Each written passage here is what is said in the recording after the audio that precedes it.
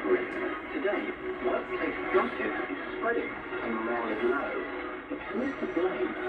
And what are the secrets to aging well? Convent might hold the beginnings of an answer.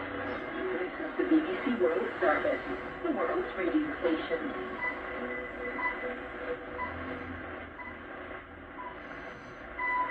From our own correspondent after the news trying to heal in the parts of Congo was terrorized by the Lord's resistance army.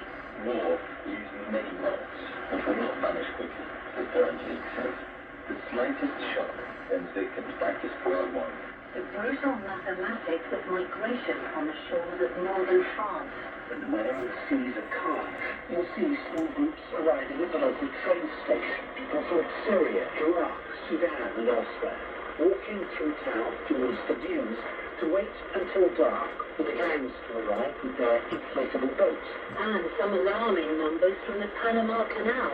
Each ship uses more than 190 million litres of water to pass through. Fresh water that comes from Lake Gatun and the smaller Lake Alajuela. Lakes that are drying up. All that and more from our own correspondents with me, Pascal Harter, after this bulletin of BBC World News. Hello, I'm Eileen McHugh with the BBC News. Vladimir Putin has addressed a triumphant crowd in Moscow Square, a day after he claimed a landslide presidential election victory.